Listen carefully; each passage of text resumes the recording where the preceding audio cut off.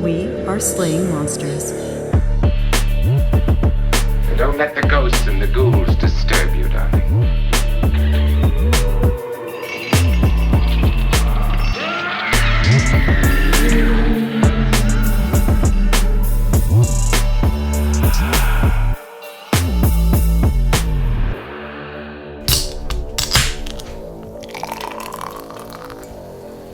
Oh, I'm spilling it. No. Oh no! This can was really full. Cheers. Cheers. So this is Return of the Yeti. Yeti. Mm-hmm. It's like Jedi, but with a Yeti. Mm-hmm. And this comes from the Log Tavern Brewing Company out of somewhere in New York. Or is it Pennsylvania? It's the New York-Pennsylvania border. Yeah. Oh, it's Milford, Pennsylvania, Okay. which is right on the New York border. Yeah. Yeah. We went to this brewery recently on a vacation. Yeah, it was very fun. We were there during a deluge of rain. It was really bad very storm. exciting. Wow, Milford's a beautiful little town. I loved that cool. town. Yeah, it was really cute. Anyway. Yeah, man, we got a lot to cover here. Like a ton. Yeah. Oh, so by the way, if you're like wondering who the fuck are these people, What is that? This is Slaying Monsters, and we got Matt here. Hey. And I'm EJ. Continue. And this is a very special happy hour. It is. We're drinking beer again for this happy hour, obviously. Mm-hmm. This is Return of the Yeti is an IPA. It is a hazy IPA, and it's pretty good. It's pretty good. Yeah. It's a respectable beer for my Sasquatch / Chewbacca friend. So, Este episodio es muy especial. yeah, this is a very special episode because we are going to talk about the committee that just met on Tuesday, September 12th Right. Yeah. in Mexico. For those who are not aware, this is sort of a continuation of our disclosure episodes happy hour series that we've been doing, because once again they were talking about UAPs, extraterrestrials, UFOs, all that, the wonderful weird shit that we see in the sky. Yeah, this is like the Electric Boogaloo version of that hearing. And if you want to get a refresher, or if you don't know what the hell we're talking about, you can go back and listen to our old happy hour about when we first talked about, but I don't know if we called it a happy hour, but... It was a happy hour. Was yeah. it? Okay, yeah. Yeah, that was, it's our Whistleblower series. I'll probably call this the Whistleblower series too. Mm-hmm. It's really awesome because our last Whistleblower episode was actually titled Show Me the Aliens, and they fucking showed me the aliens. They were like, in your face, Matt. In your face. Yeah, I think at the time, Jaime Maussan actually did say, this is for Matt and EJ. Yes. I think I caught that during the conference. Yes. Very kind, very thoughtful. Thank you.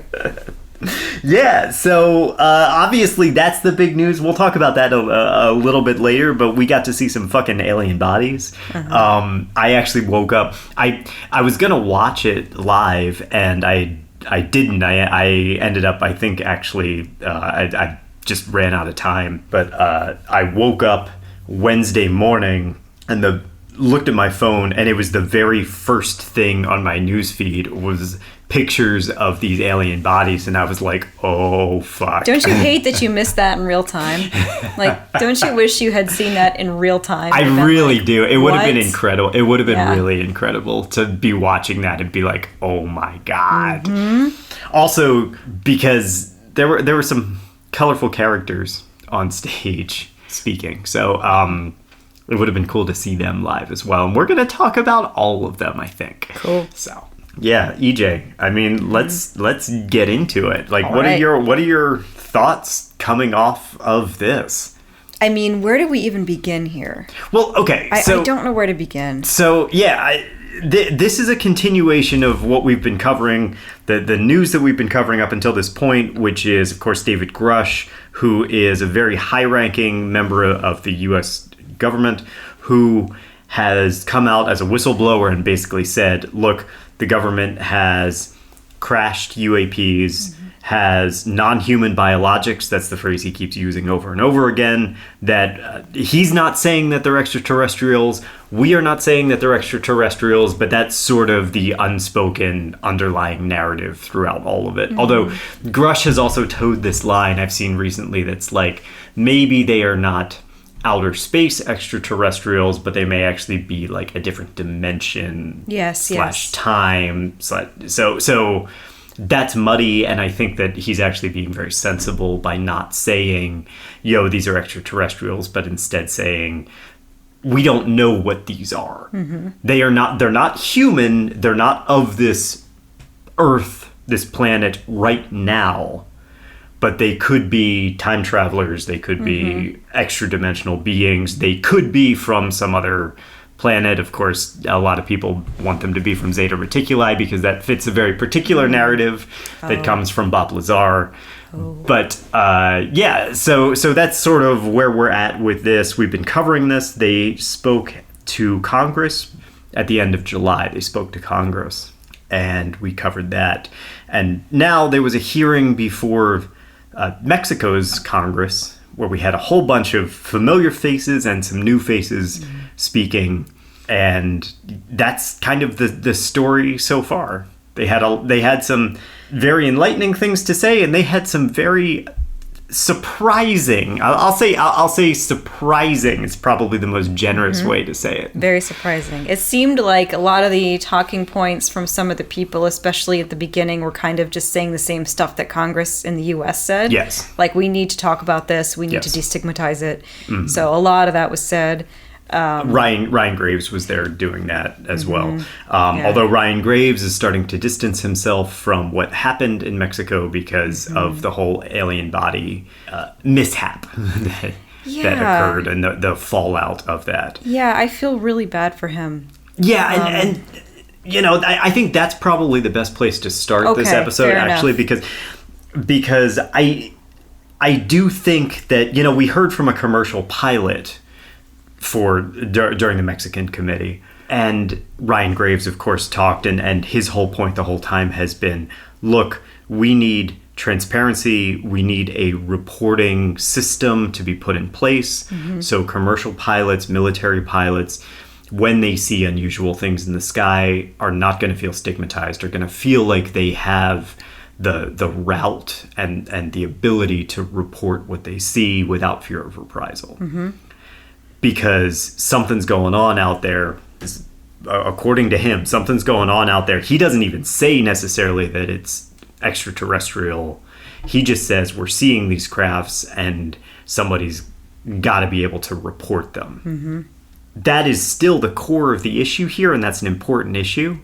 The black budget is still a really important issue, which is that there's a lot of money that's being spent behind the scenes on UAP investigation that we are not really being briefed on, and we should know where a lot of the Department of Defense budget goes and what is being developed.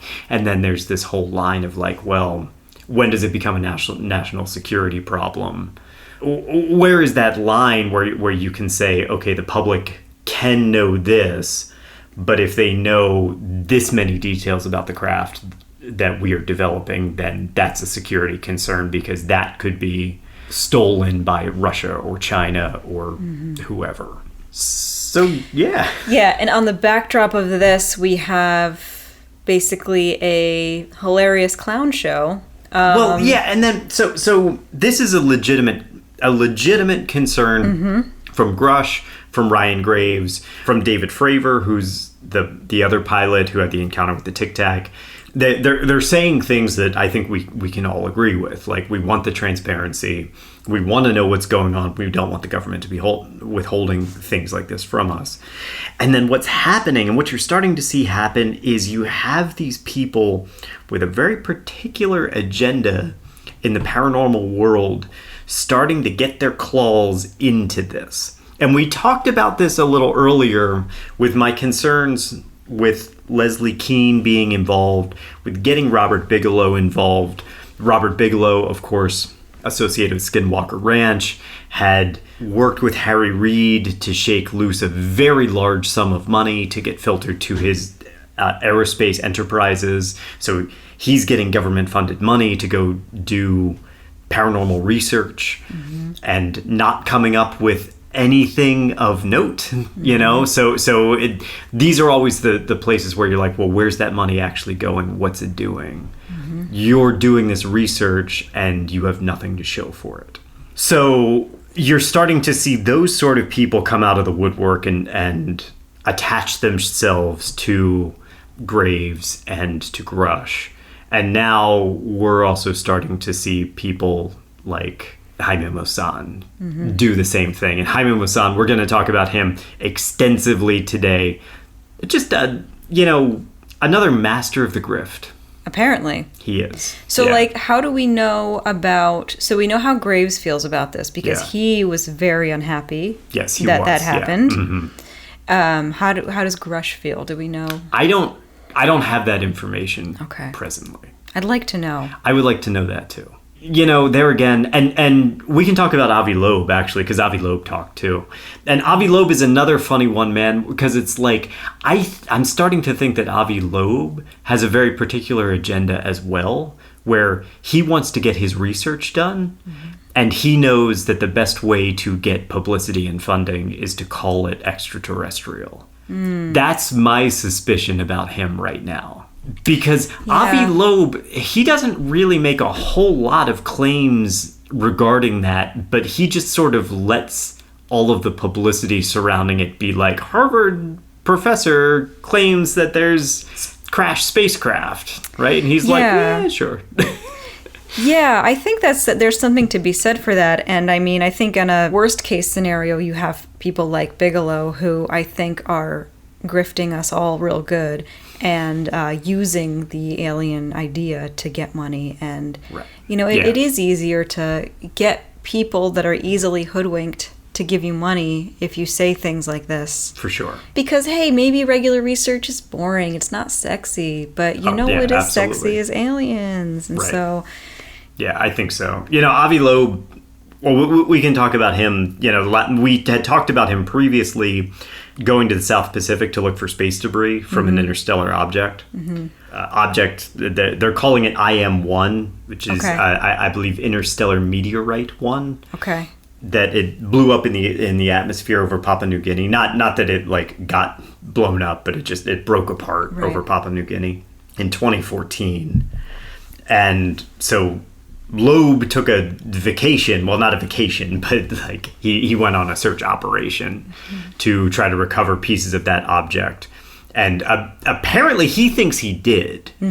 He found metallic spherules. Did you read about this? Yeah. So he found these metallic spherules that are like these tiny little balls of iron, magnesium, titanium, and tiny as in tiny little balls of sugar that you sprinkle on cupcakes or pretzel. They're like pretzel sole size. Which balls. and their makeup is unusual for what it should be, right? No, their makeup is entirely usual for what it should be. And that's where the reporting gets confused, right? Okay. Because all the reporting around it is, if these contain what they call techno-signatures of alien life, if we can determine that this came from a ship or something like that, then we can say, there's signs of alien life, signs that this was part of a craft or whatever.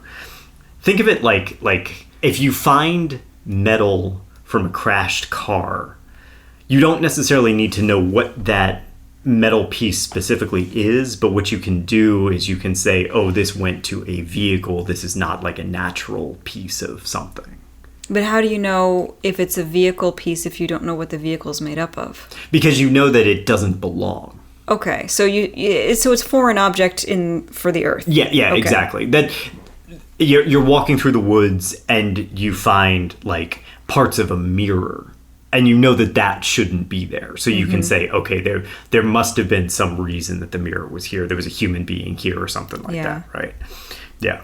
Okay, so he's finding everything that's pretty normal. Yeah. Expected. Yeah, so it's really common knowledge that meteorites shed metal spherules just like what he found when they impact. It's actually so common that scientists use them to determine whether a meteorite has impacted at a particular site.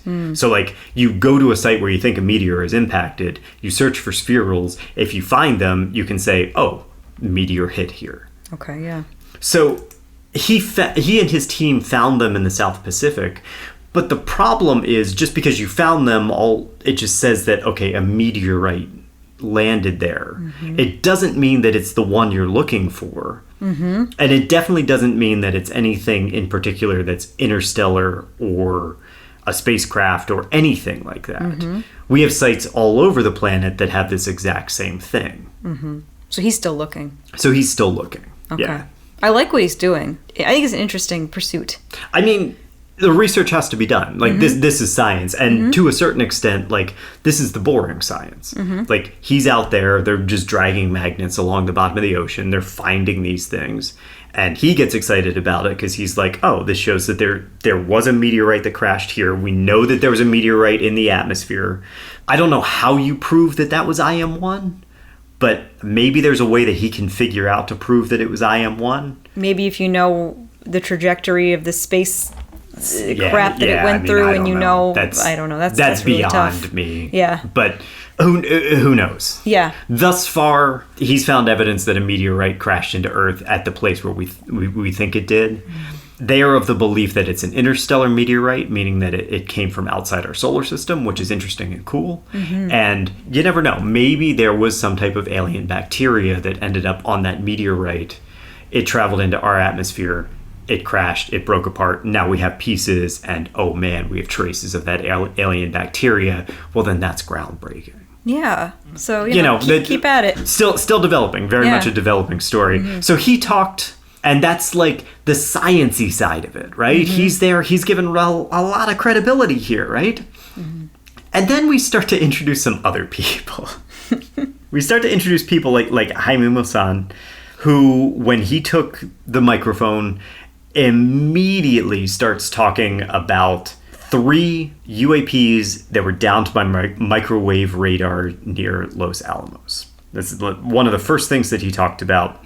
And of course, you hear this and everybody's ears perk up, because Los Alamos is in New Mexico. When we start talking about alien crafts coming down in New Mexico, everybody says... Roswell, exactly. So, EJ, I've talked to you a little bit about this story because this is something that I'm working on this, and this is going to be a gigantic and a really, really awesome future series that I'm researching. Yeah, that's batshit. So that is batshit, and it's going to be really, really cool. Yeah. But it's important to say immediately, he's not talking about Roswell. He's talking about Aztec.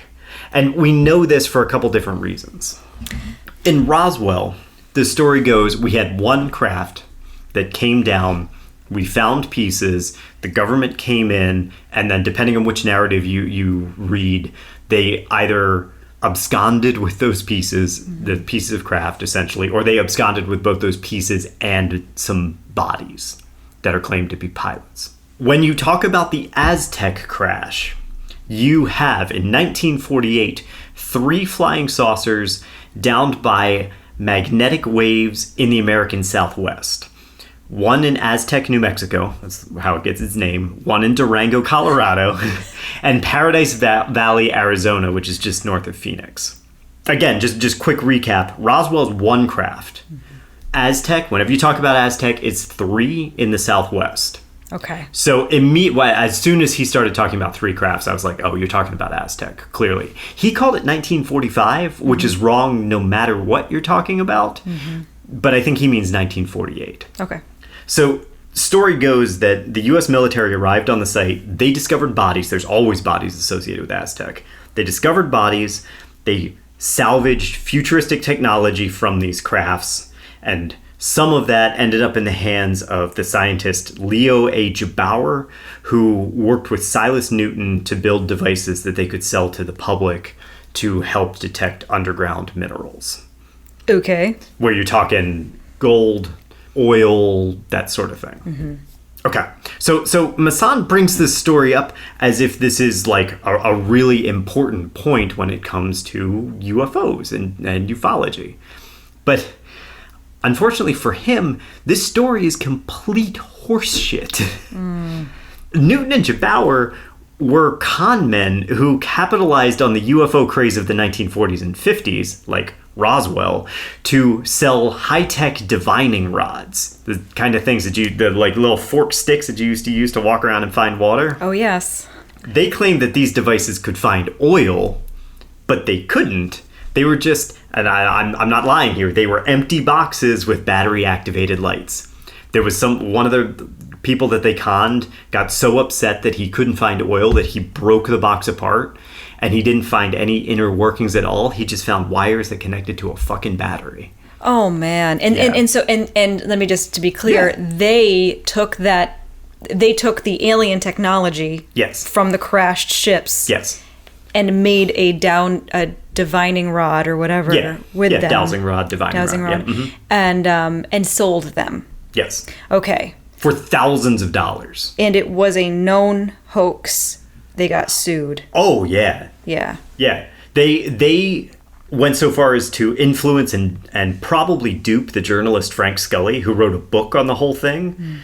Then, that attracted the attention of the U.S. government and journalist J.P. Kahn. And J.P. Kahn exposed the whole thing in a series of articles throughout the early 1950s. And Newton and Gebauer were convicted of fraud. Yes. And so Jaime referenced this situation as like a launching point, as like something that's relevant and that we should give credence to, but we shouldn't. This is a complete fraud. This is a made up story, has been known to be a made up story since 1952. So the crash was a made up story. All of it was a made up story. It wasn't just that these two con men came and capitalized upon a true crash. There was no crash. It's that there was no crash. There was no crash at all. Okay. Yeah. Stay tuned. We're gonna do it. We're gonna do a podcast episode on this. It's gonna be awesome. But yeah, when you track back through the history, Newton absolutely, I think, was influenced by the UFO craze that was going on. Heard about Roswell, and then just sort of made his own Roswell story to sell his shit. But absolutely nothing that Silas Newton is ever associated with in most of the history that we have of him is legitimate in any way. Okay. And he was a failed oil baron. He had all of this land that wasn't producing. And so he would actually take people to other people's oil land and like show them how great their yield was. He would like trespass on other people's land and be like, look at all the oil barrels I have. I found this with this box. Buy this box for $30,000. And they were like, okay. Oh no. Yeah. Okay. And they very easily proved that the box didn't work. Number one, because there was nothing in it. And then number two, they would do things like take the box to oil barrels that were, on a site and see if the box could find the oil barrels, and they couldn't. Because of course they couldn't, because they had they were just lights wired to batteries in a box. The thing is, like, this should have all been resolved in 1952 or 1953 when these guys were convicted. But 20 years later, in the 1970s, there was a guy named Robert Spencer Carr who picked up the idea again. And he was working for an organization called the National Investigations Committee on Aerial Phenomena, or NICAP. As we go through this, you will find that there's nothing ufologists love more than acronyms. Everything is an acronym. The government too, man. I read through all of this stuff, and there's all these like 5 or 6 letter acronyms. I'm just like, I don't know what this fucking is. Just use words, man. It's supposed to make you feel stupid. No. So anyway, that was like, NICAP was like the original MUFON. Okay. It was like independent investigators, not associated with the government, who were investigating claims of what we called at the time flying saucers. Then they became UFOs. Now they're UAPs. So Carr came across the Aztec story and started retelling the story as if it was fact, which it wasn't.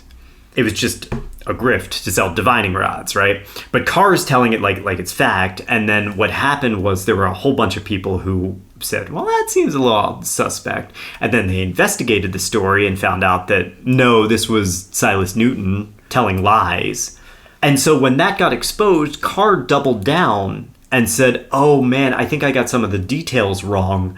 I didn't mean 1948, I meant 1947, and I didn't mean 3 crafts, I meant 1, and I didn't mean Aztec, New Mexico, I meant Roswell. And then all of a sudden, all the details about Aztec got recontextualized to be Roswell. Oh, wow. Yeah. What did Carr have to gain from bringing this up again? Carr's a bit of a weird one. I don't know. Sometimes it's not A to B in terms of like gain.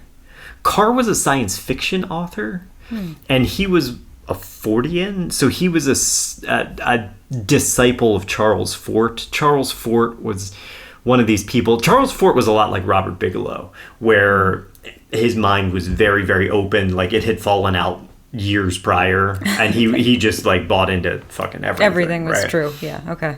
And so Carr was a follower of his, and I don't, in terms of what he had to gain, I don't think it was fame, success, money, power. I think it was just that Carr built his understanding of the world on these things being true, and if they weren't true, he didn't know how to process the world around him.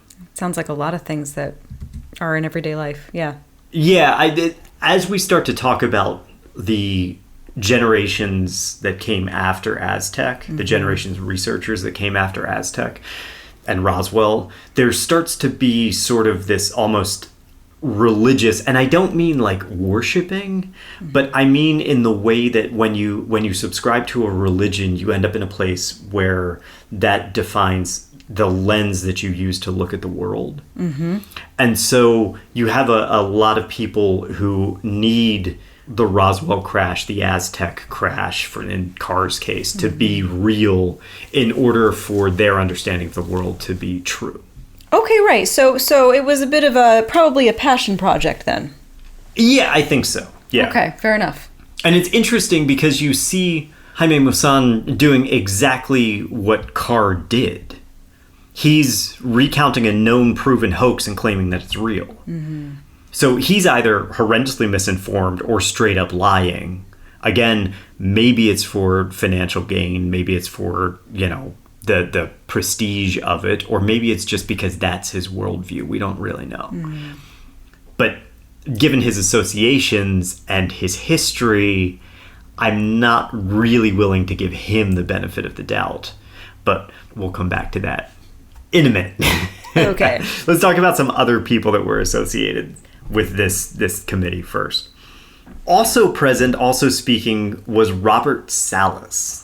Do you have any idea who Robert Salas is? Well, you did talk to him. Okay. You talked to me about him. Okay. So, but then I forgot everything. Great. Awesome. So Robert Salas was the guy who claims that the nukes were deactivated by aliens. Right. Okay. So yes. yeah. He's a really interesting one in UFO lore because he was a captain in the Air Force at Malmstrom Air Force Base in Montana.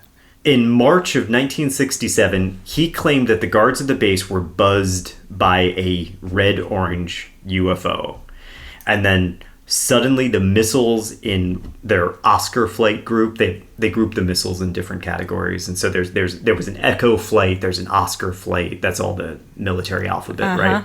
The missiles in their Oscar flight group started going offline one at a time. So you have these young guys at this base. Red-orange UFO appears in the sky, and then their tech starts going offline. Very crazy. Okay. Yeah. I know what happens, so I can't say anything. See, this is what happens when I spoil things for you. I know. You can't you corner me and start yelling at me about UFOs. I know too much.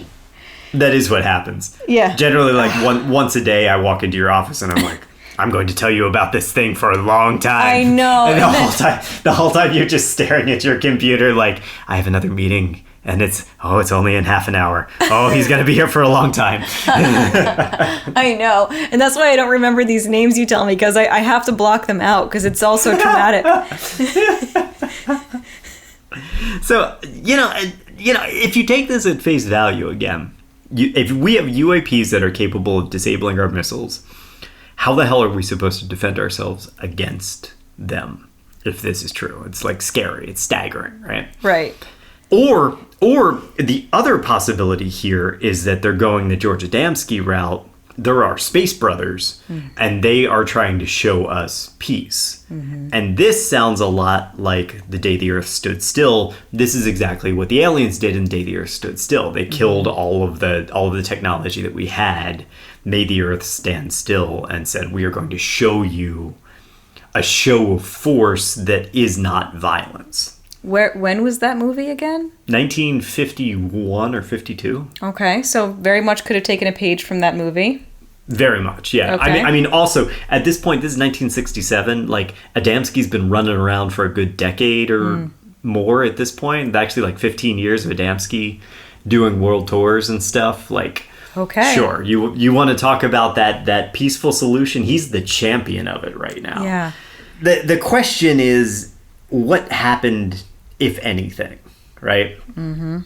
Robert Schieffer of the Bad UFOs blog did a lot of research into this claim, and along with him, former SAC missile crew commander Tim Herbert, who also did investigations into it. And it's great to have him doing it because as missile crew commander, he actually understands like the policies. He understands what goes on day to day, something like that. Sure, yeah. So Schieffer took a look at the orange UFO that the guards saw. Not that he could look at it because we don't have video or anything like that, but he investigated the report surrounding it. And according to his research, now this was in March of 1967, and according to his research, the planet Mars would have been in orbit opposite the sun at that time of year, which means that that's the time of the year that Mars appears the brightest. So that might explain the red-orange UFO that they saw in the sky. Okay, did they claim that it was moving though, or they just saw a red-orange light in the sky? Oh, okay. Wow, yeah, that very well could have been the case then. Yeah. Okay. Possibly. Sure. Now, the next step is to examine the claim of the missiles failing or going offline. Now, there was a 1966 letter to Salas from crew commander Frank Maywald that talked about the incident. He, in this letter, said that Salas's claims were, quote, slightly different from his own memories. And according to Maywald, the guard saw a bright object flying at a low level, but he never mentioned the missiles going offline at all. Oh, interesting. Additionally, Schieffer and Herbert found nothing about the missile shutdown in the unit's history or reports, or write-ups from historian Bernard Nolte. And this is important because Nolte actually had classified access to the ICBM and Minuteman missile programs in the 1960s. So even if something like that had been classified, Nolte should have had access to that reporting. But he didn't report on it at all.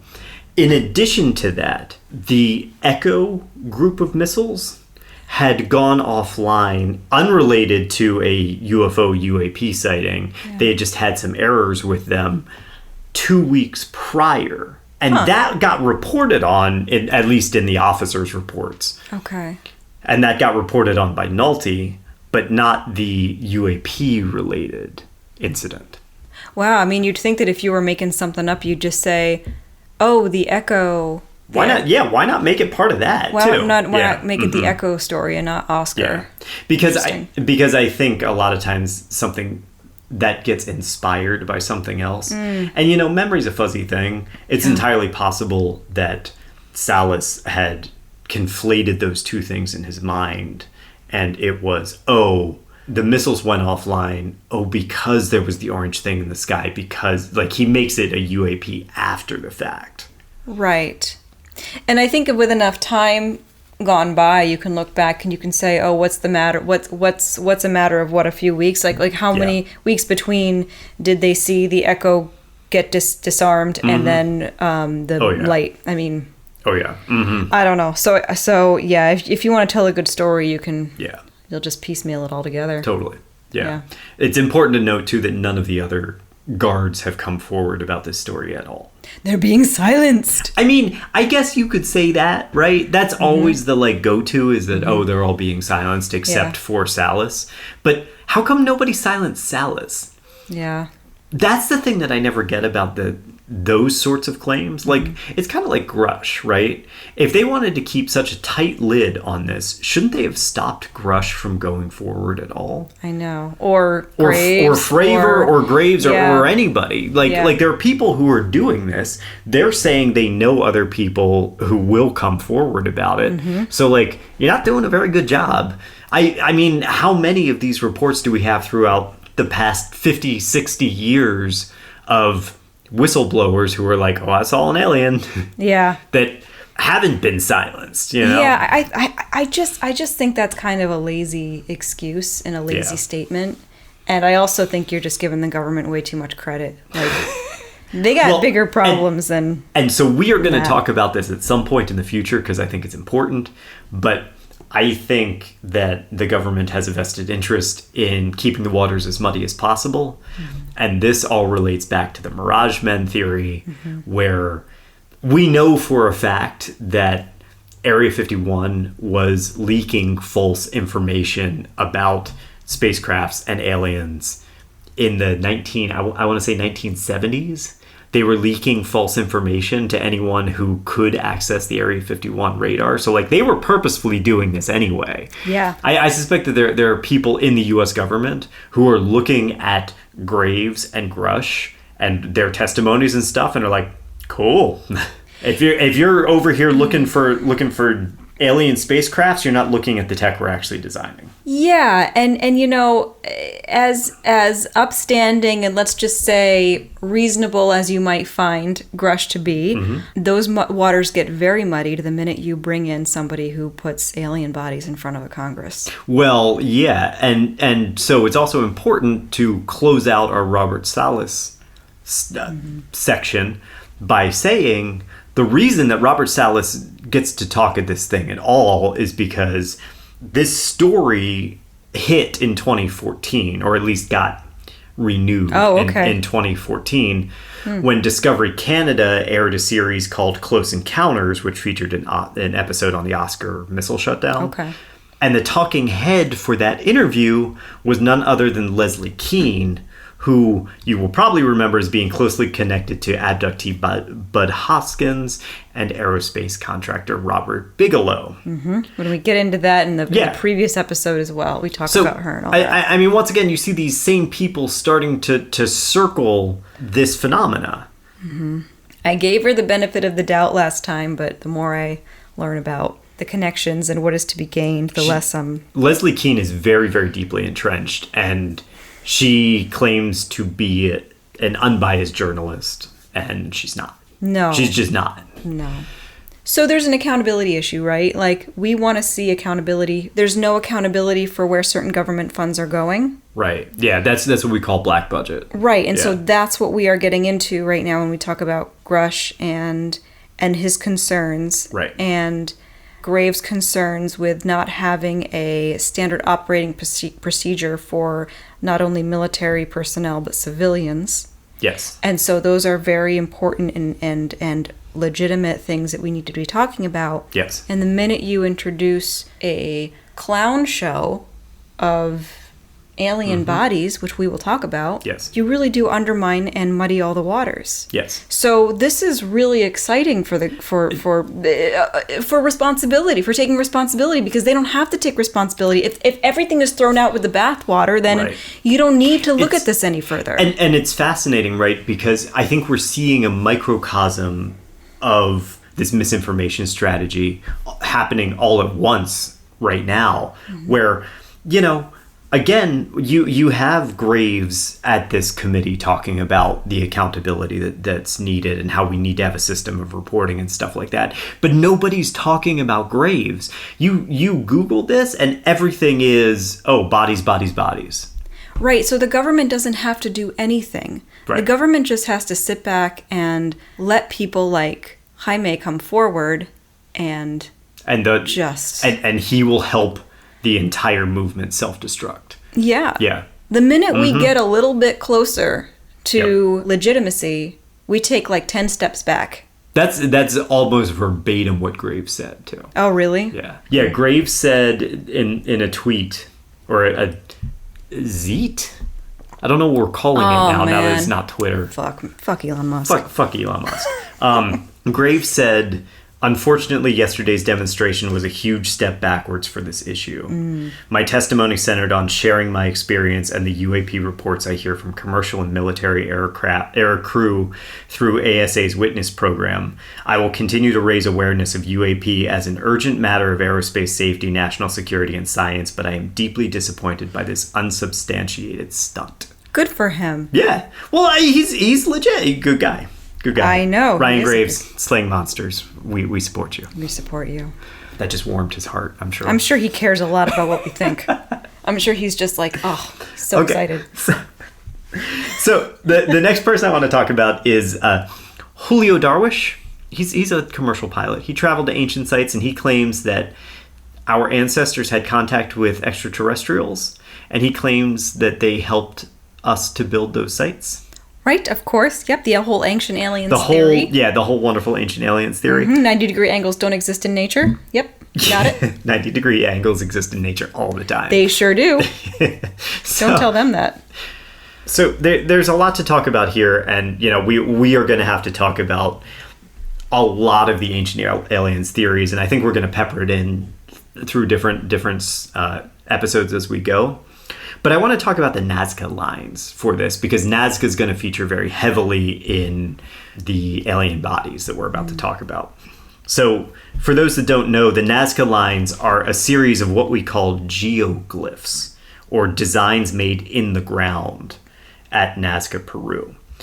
And they were made by creating shallow trenches in the ground, which when you dig down deep enough, it reveals different colored dirt. And so you get these long lines of different colors running and they're massive. Like they cover 19 square miles of all these different geometric designs and stuff. And to this day, we do not know how it was done, and we definitely don't think it was the ancient Peruvians who could have possibly done this. Oh my God, are we going down this I know, I'm track sorry. Sarcasm moment. Yeah, they dug. They used shovels. That's how they did it. Are you telling me they went to like Ace Hardware and just bought some shovels? They didn't have shovels back then, they didn't Matt. Have Ace they Hardware. Didn't know any. Okay, so this gets into my constant anger and frustration with how modern day people assume that ancient civilizations were stupid. Yes. And uncreative and just rubbing sticks together. Yeah. They were so advanced, and it is an absolute insult to them and their memory that we've got fucking people saying that they couldn't have possibly figured this shit out. One of my favorite stories, we went to Mesa Verde and we got to see the cliff houses and all of that stuff. It was really cool. But our guide left this lasting impression on me. And we were there like a decade ago, right? But I'll never forget this. Our guide said these people were not struggling to survive. And he talked about how when you're struggling to survive, you don't have the bandwidth to do anything else. You don't make art. You don't make creative structures. You don't invent. You don't make footstools, right? Like I think even about, like, we've been watching Alone, and when people have their shelter, they have their food, they have time. Once you have time, then you start being like, oh, what can I whittle? What can I create? What can I do this? But you can't do that if you're like, oh my God, I need food. Right. But when you talk about the people who built those cliff houses in Mesa Verde, they were not struggling to survive. They were creating art. They were telling stories. They were doing all kinds of stuff. And this is where the whole Ancient Aliens gets really... I really take offense to it, because for the same reason that you said, like, these people were creative and they had the space to be creative. And that gives them a lot of power, because also they don't have phones, they don't have TV, they don't have shit that's going to distract them from things. So if you want to just sit down and figure out how to weave the best basket that you possibly can for 5 hours of your day, you fucking do that, because you don't have anything else to do. Right. Like you can do that because Yeah. you're not being pulled in a million different directions the way that we are today. And it's very hard for us to wrap our modern brains around it. Like Yeah. it's very hard for me to imagine that, but it's a beautiful part of humanity that I think is lost. Yes. And we need to remember that when we try to contextualize the past. Well, yeah. And then sometimes you just do things because they are fun. Yes. Or because they are a challenge for you or something like that. I do woodworking. And I will sometimes do very complex joinery on table legs to connect table legs to aprons or something like that. That gets stuck inside a piece and never gets seen. I did, well, the desk that we're recording this at has very complicated joinery in its legs, and you'll never see it because it's all glued together. Unless I take a hammer to it. Please don't. I won't. I promise. But, Talk to me about aliens a little bit more and I will. but like, I'm just kidding. But like, there was no reason for me to do that. There was an easier way for me to do it, but I just felt like doing it. I felt like challenging myself, and so I did. And people haven't changed, dude. We were like this thousands of years ago. People had senses of humor. Yeah, They right. were dirty. They had dirty Yeah. minds. Like they were scared of things. Like and- we need to remember all this shit. And it's funny because I think the senses of humor is important too. Like people made jokes, people made hoaxes back then for sure, right? Yeah. So, Okay, all that said. And all that said, right? Yeah. So you have these Nazca lines. Some of them are straight lines. Some of them are geometric shapes. Some of them are actually really complex, too. You have, like, spiders, birds, monkeys, dogs, whales. There's even a humanoid figure. And really, they're best viewed from the air because they're just gigantic. Ancient alien theorists like to cite the Nazca lines in their arguments and say that they represent a welcome sign for crafts. Right, because Like we couldn't get in the air back then. Right. Right. Yeah. Like a billboard, and the straight lines could be runways, and the human and dog figures, because you're looking at them from 1,000 feet up, are a way of indicating like, hey, it's safe to land here. Here's a guy with a dog, I guess. Yeah. So this all seems to originate with a man named Eric von Däniken, who wrote the book Chariots of the Gods. We're going to do an extensive series on Däniken at some point because he's all kinds of, he's got some theories. He's a fun guy. Däniken's got some theories. But so to him, these were all created because of aliens, because we were going to welcome those aliens, and maybe even created with alien technology, who knows. But it's true that historians don't know exactly why they were created. It's assumed that they were made as part of a religious ceremony leading to religious sites in Nazca culture. And there's an anthropologist and archaeologist named Johann Reinhard who believes that the lines were related to water rituals. Oh, very interesting. And see, the reason he believes this, and this is really cool, is that in that region, it's a desert, and it averages 20 minutes of rain per year. Wow. 20 minutes of rain. Not inches. We're not talking inches, right? It's just 20 minutes throughout the entire year. So, Wow. So when you're talking about water that's such a rare and coveted resource, you can see how the Nazca might have wanted to decorate the desert with water images. So you have a monkey, because monkeys come from rainforests. You have a whale, because whales live in the sea. You also have a spider, which is a spider was a symbol of rain for the Nazca. Wow. And I guess, rain comes from the sky. I don't know about their gods and their beliefs, but maybe they were like the Western civilizations. Did they believe that their gods were above? Like, did they believe? So we don't have a whole lot of information about the Nazca's belief structure. That's too bad. Which is part of the reason why ancient alien theorists They can grab onto imprint it. onto it. Yeah. Okay.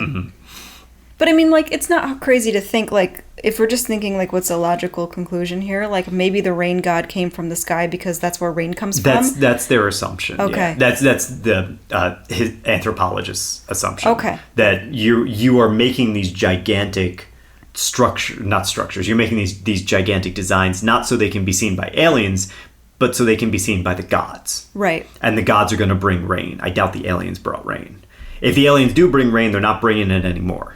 We Right. never hear about UFOs, UAPs associated with rainstorms. Do you think that the lines ever served as like a practical function with the rain? Like, do you think they could gather the rainwater through the lines easier because there were ditches? I didn't find any of that in my research, but that makes a lot of sense. Okay. Yeah. It's worth noting, too, that the straight lines follow the natural geographic features of the region. So, like, they run along the sides of hills and valleys and things like that. So, good luck landing your spacecraft and not crashing into the side of a ridge.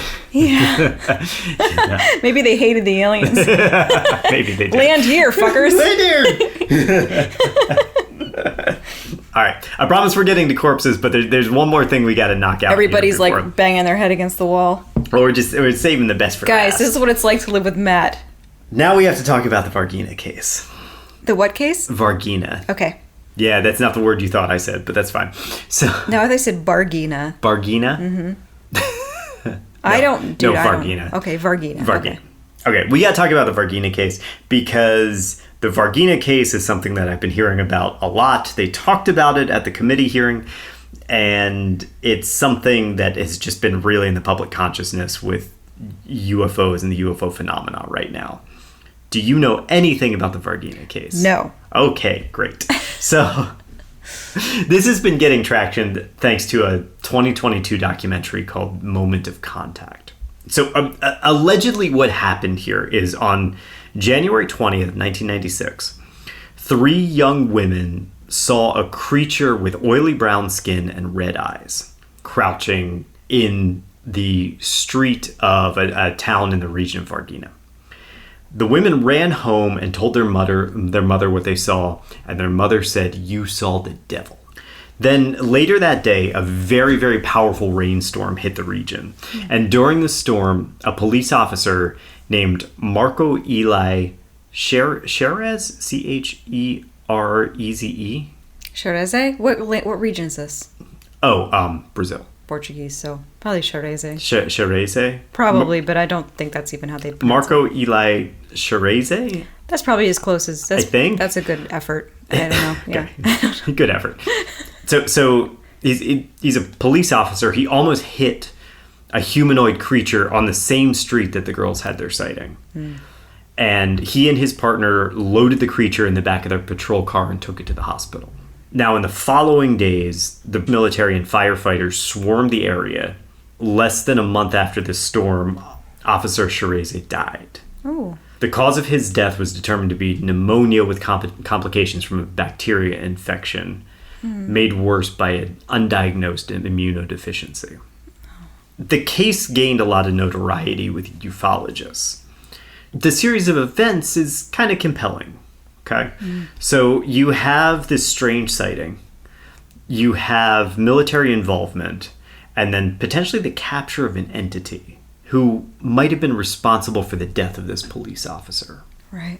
And then later on, a farmer came forward and said, "I saw something smoking in the sky that crashed." Initially, he said the day of the incident, and then he said, "Oh no, it was actually a week before," and there was someone who had been driving. It was actually a pilot who was not flying. He was driving in his car, who saw something come down, drove over to it, and found that there was a convoy of military surrounding it, and he was told to leave the area. All this is a true thing, or is this just? This is all the story. This is the story. This is the story. Okay. So it's really interesting because through this you get to see how things can get messy when you talk about multiple eyewitness accounts. Yeah. So let's talk about the girls first and the brown-skinned, oily entity that they saw crouching on the ground.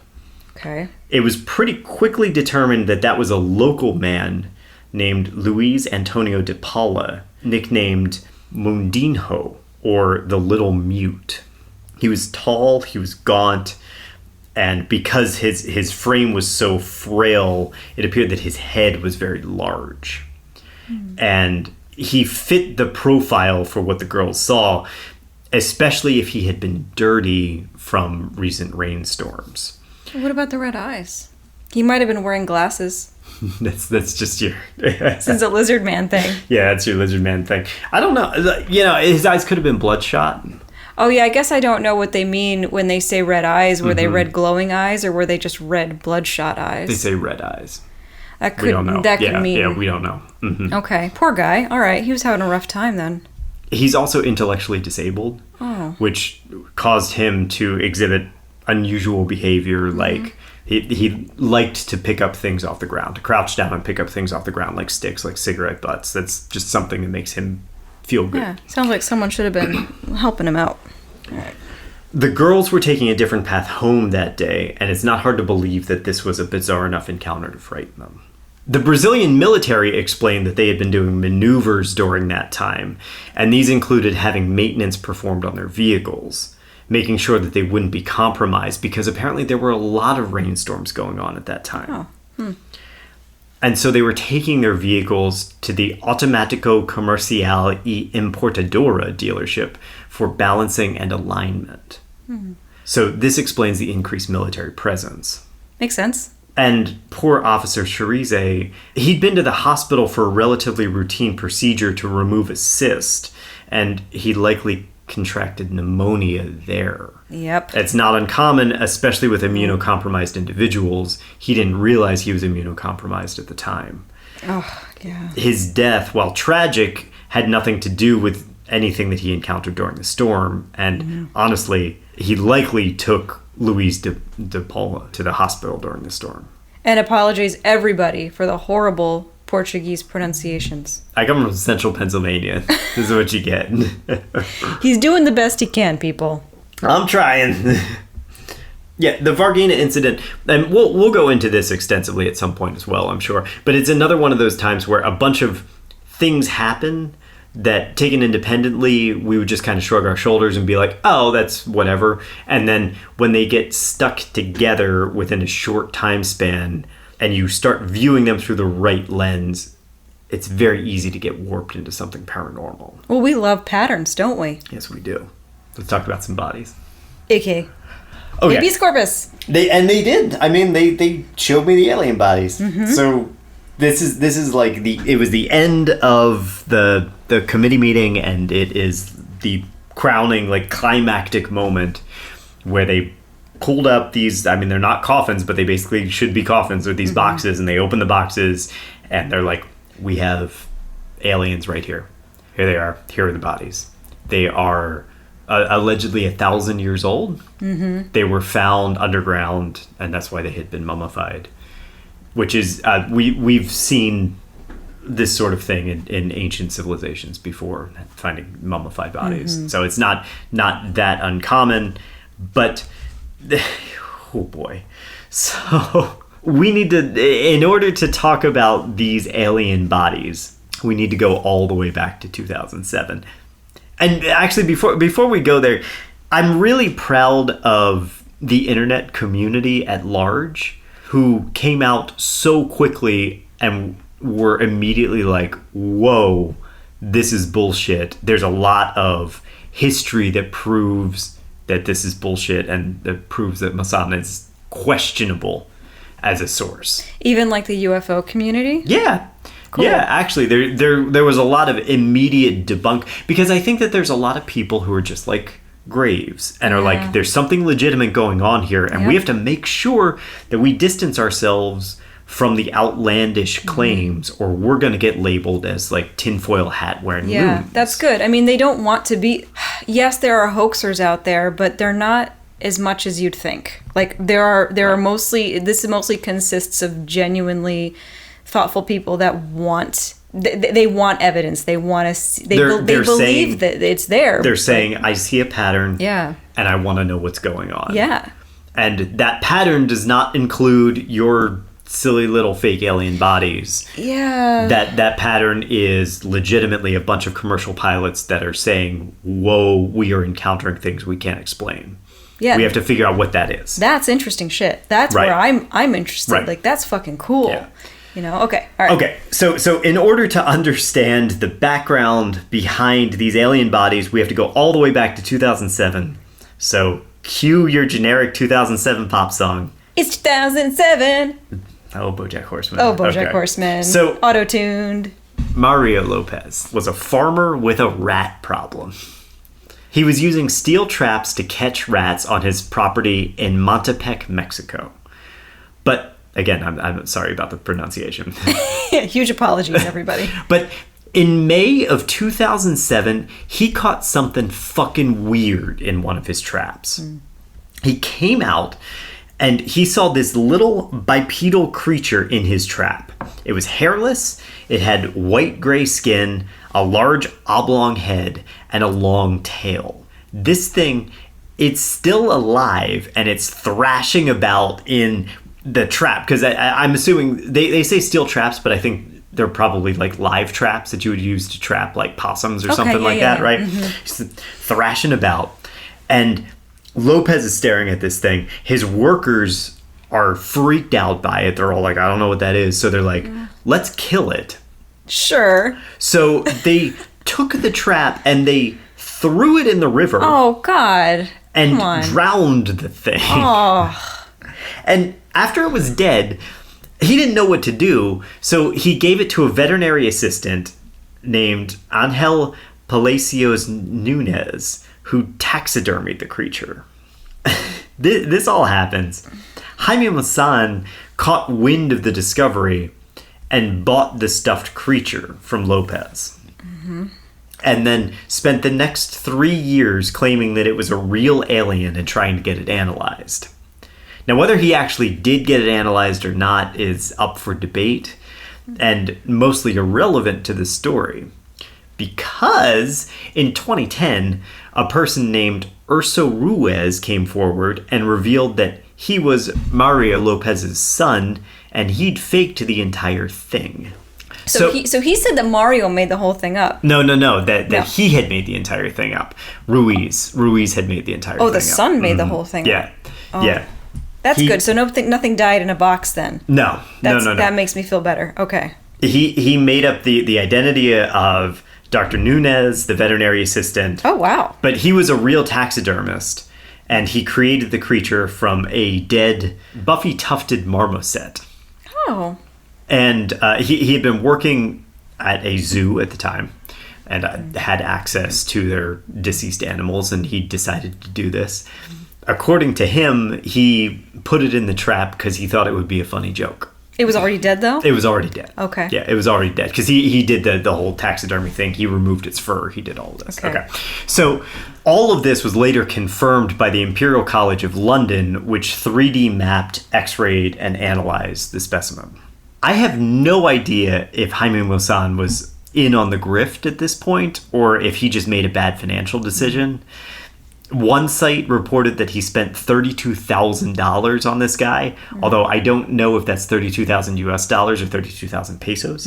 But Maussan pops up again 5 years later, hawking another dead alien corpse. So now, little white skin guy is gone. Now it's Cinco de Mayo 2015, and Maussan revealed top secret slides that he had obtained from a man named Tom Carey. And Carey claimed that he had ended up with a roll of slide film from the Roswell incident. Two of his slides, the slides from this reel, were leaked, and they showed a blurry picture of a desiccated corpse sitting on a glass shelf. It's got a big head, small eyes, and very pronounced ribs. And then beside it is a placard, but the photo is blurry, so the placard is unreadable. Shit kind of went wild. Is this an alien? Like, is this one of the recovered bodies from the Roswell craft? Is this confirmation that we've been looking for? It's just on this glass shelf. It doesn't look like it doesn't look like a display case. You know, it looks like it could be just on a shelf in a lab. Looks very much like a specimen. And we're talking about, we only have a picture at this point, right? Like a photograph. We don't really have a physical body to be looking at right now. Yeah. Okay. Yeah. Oh, I've never seen that before. Yeah, it's pretty cool. Please don't tell me that this is an actual dead person. Okay. Okay. So it didn't take very long for someone to use a deblurring plugin, deblurring, to enhance the placard beside the corpse. According to Robert Schieffer, And his Skeptical Inquirer article titled The Roswell Slides Fiasco, a man named Nab Latour 2 days later revealed the actual text on the placard. That read, "Mummified body of 2-year-old boy." Oh my god. Oh my god. So good for this guy, Nab. Doing good work there. That's really fucking sad. Yeah. Turns out that alien body was actually a mummy on display in the Mesa Verde National Park Museum in Colorado. Did they think that wasn't going to be found out? This is the thing that gets me about this guy, right? Yeah. Maussan, he is so blatant. Very bold. About everything. And he just like runs this grift, waits a little while, and then just moves on and does the exact same thing again, just in a slightly different way. Do you think he just doesn't know that we have the internet? It's possible. He's an old guy. Yeah, because we can figure things out pretty quick nowadays. Yeah. Like, back in the day, we probably couldn't, but... Yeah, I don't know where his mind is at with all of this. Yeah. I really don't. Like, I'm sorry, I'm not a forensic anything. I'm an artist. But I looked at that picture and I thought, that's the body of a child. Yeah, you hit on it right away. Yeah. Of course, that's why he blurred it. Probably, right? Because you can't... If it wasn't blurred, like, you showed me a clear crystal picture of that, right? That wasn't blurred. No, that was the blurred That one. was blurred? Yeah, that was blurred. blurred. Okay, Yeah. well, it was... Okay. I don't know what he was thinking then. Okay. So he disappears for 2 more years before again emerging with an alien corpse. This time, it's associated with the questionable website Gaia, and Maussan claims to have found a preserved alien in Nazca, Peru, the home of the famous Nazca lines. And this time he also includes x-rays, which shows bones in the alien's hands and eggs inside its stomach. This takes us to today, or you're saying? Not quite. Oh, Not quite. This is 2017. Oh my god, we're but at those this were point. the same picture. Okay. I know. Okay, all right. Sorry, everybody. Jeez. We got a pregnant alien that lays eggs because sure they do. Those eggs are huge, by the way. Honestly, that's the least problematic thing here. So, well, I mean, to a certain extent it is, though, right? Because alien biology, who knows? It's entirely possible that the aliens lay eggs that are then fertilized later on. There was some concern about the density of the eggs when people looked at the x-ray recently. Oh, okay. That they looked more like rocks than they did like eggs. Oh. Because you should be able to see like the inside. Like if you x-ray a chicken's egg, you can see inside the egg. You can see inside an egg with a candle, dude. Totally. Yeah, right, absolutely. Yeah. So there's concern about the density of the eggs in these. Cool. But let's pause on that for a minute. All right. Let's talk about Gaia first. Gaia, the website Gaia, is the last place you want to look for legitimate science. Snopes reports that Gaia, quote, has a long history of providing a platform for spurious pseudoscience, conspiracy theories, and paranormal claims. Apparently, you can join their site for $99 every year to get unlimited access to their reporting on things like, quote, remote viewing, contact with angels, alien abductions, crop circles, and the like. You had me with contact with angels. I went on their website to look at what it was like. First off, it's hard to find how much it actually costs. You like go to their subscription page and they're just like, oh yeah, give us all your information, sign up. I'm like, whoa, buddy. It looks like your crazy aunt's Facebook feed. Not your crazy aunt, but I don't have a crazy aunt, right? Like a person's crazy aunt Facebook feed. Okay, sure. Like there's all kinds of, there's people, they're smiling in really weird ways. There's a lot of Uri Geller, like. Oh, come on, man. And I take a lot of affront to Uri Geller because Uri Geller is one of these people who is doing magic tricks and pawning them off as real magic. He's really magical. Yeah, not magic, but like real fucking abilities. He can really bend that spoon. If I do a magic trick for you, I'm going to tell you that it's a magic trick. I'm not going to be like, I have these abilities. Uri Geller's like, I have these abilities, so he can go fuck himself. Yeah. So anyway, he's associated with this. He's funded by this. And obviously, they have a vested reason to have things like alien bodies on their site. Of course, right? Oh, sure, yeah. So these Nazca alien mummies, they were analyzed by the Peruvian government, and they were revealed to be dolls covered with paper mache to give the look of preserved skin. Didn't take very long for this analysis to come forward. The dolls were filled with, according to Live Science, a mix of looted body parts. And an analysis of x-rays by the Natural History Museum of Lima concluded that the hands made no sense at all, and some of the bones were upside down. The History Museum of Lima also concluded their report by saying, the non-human evidence is so poor that no CT scans or DNA tests are needed to determine that it is a human archaeological mummy. Ugh. The skeleton corresponds to that of a human. Furthermore, Mr. Maussan has previously defended alien evidence that has been proven false and makes a living from this activity. Good for them. Good for them. So to recap, we have Jaime Maussan attempting to pawn off fake alien mummies in 2010, 2015, and 2017. And these are facts. And these are reported upon facts. These are reported upon facts, verified. And now here he is again with the same story. And the x-rays that he presented at Wednesday's hearing were even identical to the 2017 ones, just flipped horizontally.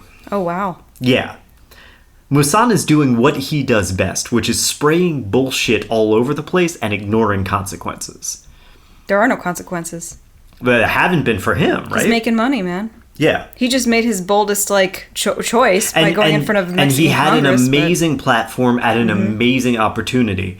Because you're, what, 6 months or six weeks after the last hearing like this? It's on the public's mind. You've got eyeballs on it. How many people are going to wherever you're directing them? Like, come on, Who's responsible for letting him in? I don't understand, and maybe... I don't know if any of our listeners are familiar with, like, the Mexican legal system, but isn't there some kind of fraud here? Like, couldn't he be sued? Because in America, we would sue someone for that. Maybe, although we do have Fox News and but actually, maybe we wouldn't sue anybody for that. No, we wouldn't do a fucking... Yeah, we probably wouldn't do shit.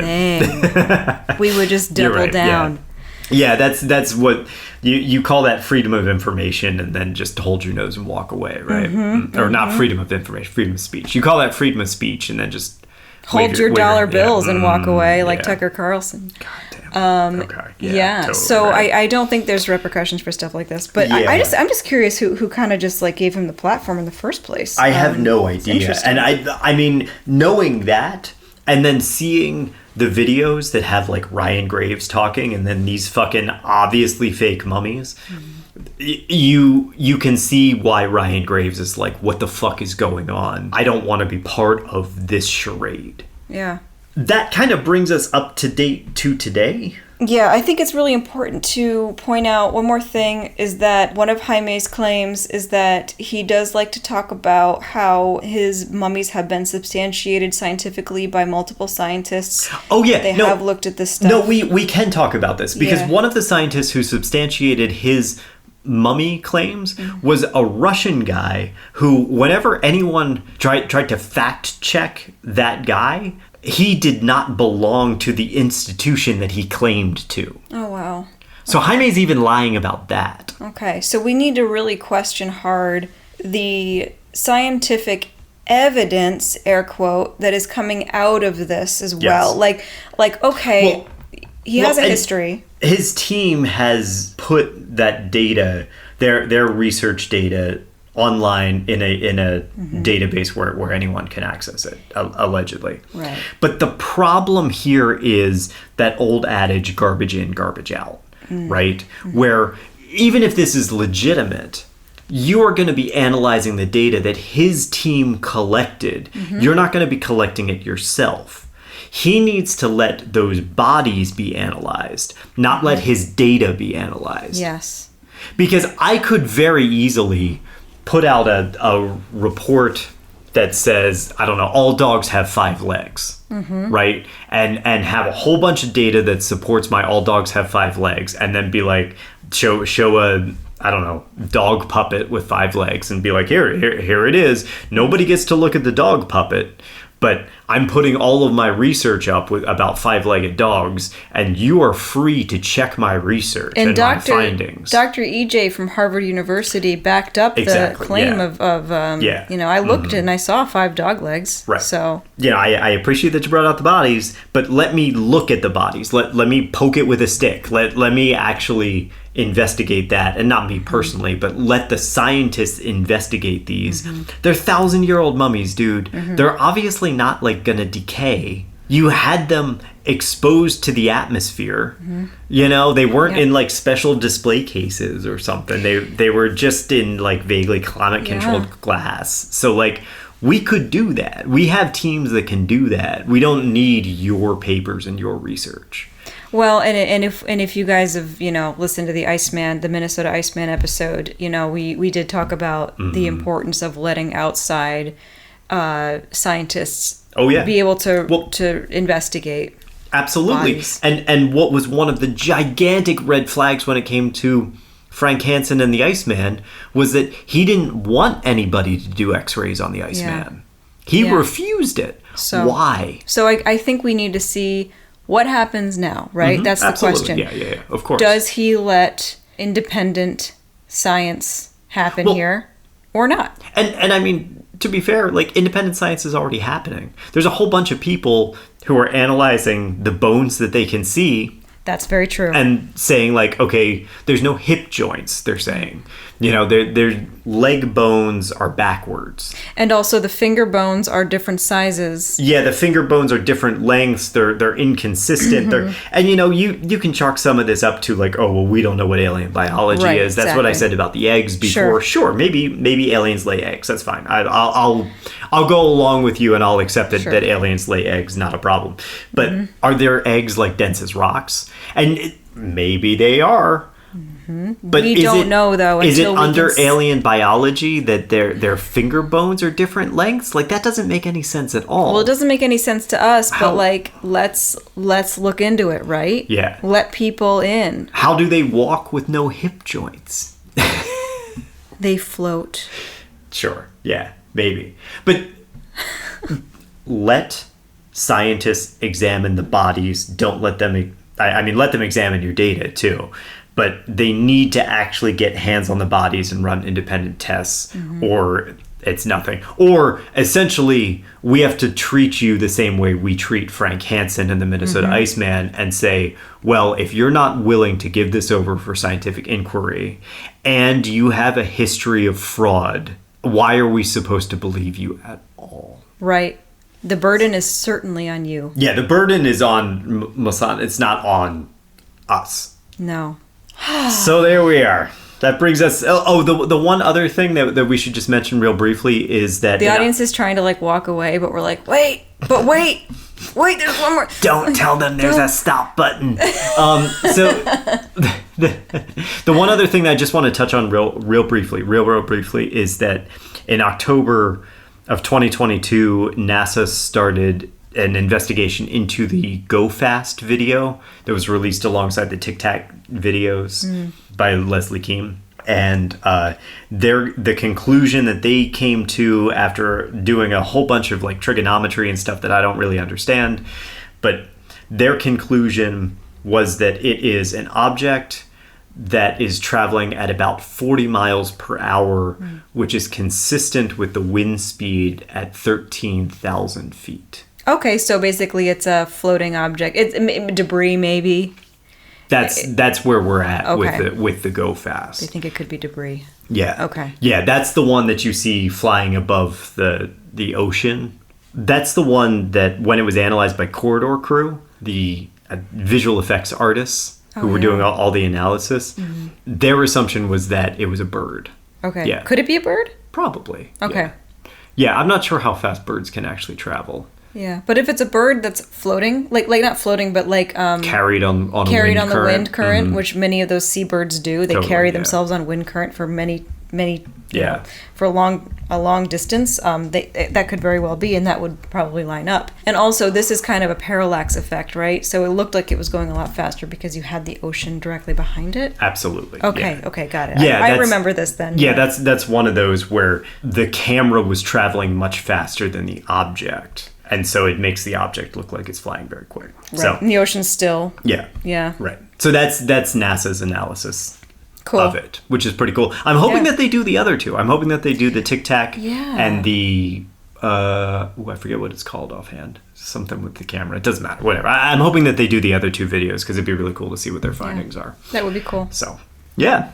Awesome. Well, that was enlightening. Sorry, I sound very I hope so. sarcastic. I hope but- so. No. I mean, well, it was cool. This was not something I was expecting to actually report on, and then it happened, and I was like, oh shit. Well, I guess we are. Guess we So, got to break yeah. out the Return of the Yeah. Yeti and have another episode here Yes, for y'all. Return of the Yeti from Log Tavern Brewing Company. Lovely. I don't believe they're distributing anywhere. I think you got to go there, but it's well worth the pilgrimage. Well worth the trip. Yeah. It's very pretty around there. Lots of hiking. The Delaware Absolutely. River is right there. It's Yeah. beautiful. Yeah, Milford, Pennsylvania. You can cross the Delaware River and get to New York. We stayed at a little campsite that Yeah. was really this was really a nice. good experience. It was really nice. So I know we have a lot of UK listeners, so this should be no problem for you. Just jump on the plane and get over here and enjoy Log Tavern Yeah, Brewing. definitely worth it. Yeah, thanks. Everybody from far and wide. Come here. Awesome. Thanks for listening, everybody. Oh my God. All right. What a journey. Wonderful. Yeah, and a continuing one, right? Yeah. We'll keep reporting on this as things keep happening. It We'll- seems like they keep popping up. We'll corner you again against your will and just forget you have a pause This is button. what it's like to live with us. Well, or at least with live you. with me. Yeah. Yeah, awesome. All right. Sweet. I don't know when this episode is going to come out, but we've got a really cool series that we are working on right now. It's going to be spooky. We're going to have a lineup of spooky stuff leading up to Halloween. So Yeah. get ready for it. So thanks, everybody. All right, everybody. Till next time, Keep your eyes to the skies. keep your eyes to the skies. And remember, if it bleeds, we can kill it. I guess we can. We can drown it in the river. Yeah, right. If it bleeds, we can drown it in the river. Yeah. Thanks for listening to Slaying Monsters. If you like the podcast and what we do, please share it with others or leave us a rating and review. For questions, suggestions, and other feedback, reach out to us, slayingmonsterspodcast@gmail.com, and stay up to date by following us on Instagram @slayingmonsterspodcast. Your support helps us grow, and we are truly grateful to have our listeners and community.